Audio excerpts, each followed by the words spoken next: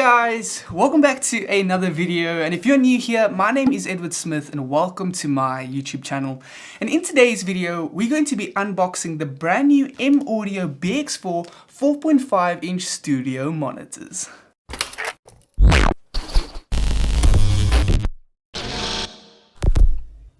So before we get into this, I just want to give you guys a little bit of an idea of what we're going to be doing in today's video. Obviously, starting off with our unboxing of the brand new M-Audio BX4 4.5 inch studio monitors. Yes, we're going to be looking at all the features, the overall build quality, but finally and most importantly, we're going to be having a look at the sound quality of these studio monitors. And it is a little bit difficult to actually tell if the sound quality is good or not without a slight comparison. So in today's video, we're going to be doing the entire unboxing, but we're also going to be comparing the sound quality of these studio monitors to my old favorite $100 studio monitors, the PreSonus Eris E3.5s. So without any further ado, let's get these babies unboxed, have a look at all of those features, and get straight to the sound test. So the first thing that we get when we open our box is some paperwork, and included with the paperwork are our isolation pads that you can use to stick to the bottom of your studio monitors just to help with the vibrations when you're listening to music. It doesn't make a huge difference, but it is something that does help out a little bit in terms of keeping your studio monitors from moving and bouncing around with everything else just in their own kind of atmosphere. So very nice for M-Audio to add that. And then we have our cables. This is a RCA to auxiliary cable, so for your phone. And then we have our power supply, which is a standard power supply, similar to the power supply of the PreSonus Eris E3.5s. They have the exact same power supply. And then we have other cables here, which is an auxiliary to an auxiliary, probably to connect your phone when you're on the front panel of the studio monitors. And then another auxiliary to auxiliary. I don't know if it's an increase in length or what exactly, but two auxiliary cables. I guess we'll find out what that's for. Now, getting to the studio monitors, our first studio monitor is obviously a little bit bigger in size compared to the PreSonus Eris E3.5s. I'm just going to put these here next to them so that you can see exactly the size comparison. And just opening this one up, let's see what we get. Wow, it is a very neat looking budget studio monitor. Very nice.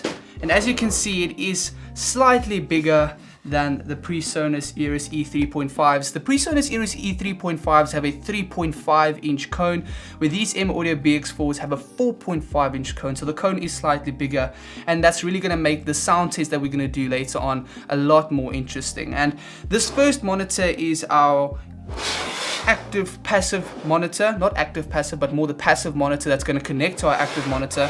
And the way it connects looks very interesting, so we'll get to that in a second. But getting the final monitor out of this box, which is our active monitor, the packaging on these studio monitors are very drastic, I must say. A lot of padding. Ugh. Alright, so there we have our M-Audio BX4 studio monitors. I'm going to pull them back a bit so you can just see them slightly better.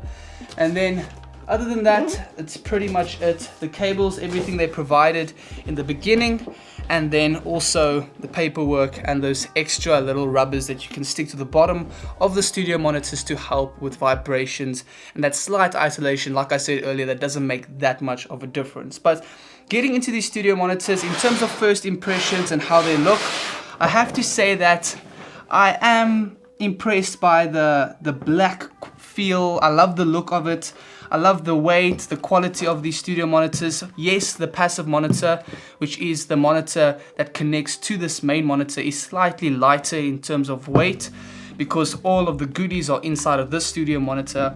But like I said, in terms of first impressions and first looks really nice. The knob feels nice and solid. So I can see that those two connections in the front over here, which were those two aux cables that we were talking about earlier, seems like your aux and your headphone connections both connect here. I guess they gave you an aux to aux cable to connect to your headphones. I don't know if that is a common thing to do, because usually if you have headphones you already have an auxiliary that connects into this automatically. They don't have to offer you that. But yes, in the front you have your two auxiliaries, perfect for headphones and for playing music through your phone without having to go to the back. And then going to the back of the studio monitor, it is a lot of goodies happening here for a $150 studio monitor, I must say. Firstly, what we have is our unbalanced left and right RCA connections. This is what you're going to use when you want to connect your other auxiliary cable option that they gave you, your red and white RCA going to aux right at the back over here. And then we have TRS outputs, which are the outputs that you're going to be using for your home studio type setup, where you run from your laptop to your audio interface, and then from your audio interface all the way into these studio monitors. And just a reminder that, as you can see on the back of these studio monitors, your RCA connections are unbalanced, but your TRS connections, which are these connections for our studio setup, are balanced connections, which means when you get these studio monitors and you want to connect them in a home studio setup with an audio interface, you will need balanced TRS cables. And balanced TRS cables have two rings on the tip, not just one. So make sure if you do get these, you get the balanced ones. I'll leave a link down below to balanced TRS cables if you are looking to get these for your studio setup. Other than that, we have some functions here, high and low controls, kind of like a minimal type EQ that you can use to just slightly adjust these studio monitors for your specific room situation. One thing that PreSonus added to their 3.5-inch monitor, which really set them apart from all the studio monitors they were competing against, because of this acoustic tuning option that also has a high and a low and helps with your room setting. Really, it doesn't make that much of a difference, but it is a start to the world of setting up your studio monitor specifically for your room. So PreSonus did that first, and now we can see that M-Audio, in their little bit more expensive but bigger option, have gone for the same thing, which is really, really nice. Then you have your active speaker position, which means right or left. So what that does is, if you have the studio monitor set on the left of you and then you have your passive monitor on the right, you can just say that this studio monitor is sitting on my left and that monitor is sitting on my right automatically. With this, same thing, if you put it on the left or on the right, you just pick it whichever way you put it, doesn't really matter. And then at the bottom here we have our power supply, which is quite simple. So overall, I must say, decent studio monitors in terms of look. I love the black finish. It's nice and clean, it's nice and classy. I love the Kevlar finish on the studio monitors. You don't really get that much of a Kevlar quality finish on the PreSonus Eris E3.5s. Even though they are quality, I feel a little bit more of a Kevlar finish on these cones, which is probably the small things that you pay for with that $50 extra. The size, the little bit more in terms of detail, and these small little things. So overall, really, really impressed. But now it's time to move on to our sound test, which is the most exciting part about these comparisons.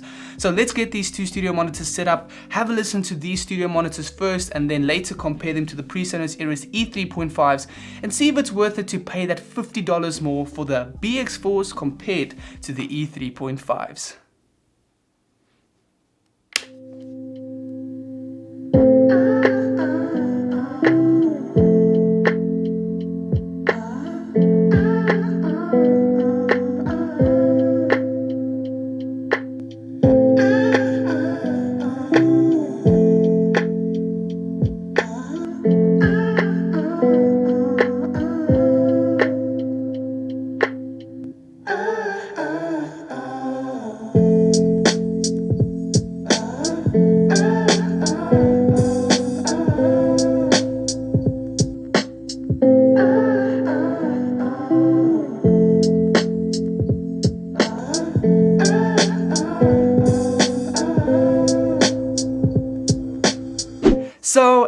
brings this video to an end of my unboxing and review of the brand new M-Audio BX4 4.5-inch studio monitors, with a slight comparison between them and the PreSonus Eris E3.5s.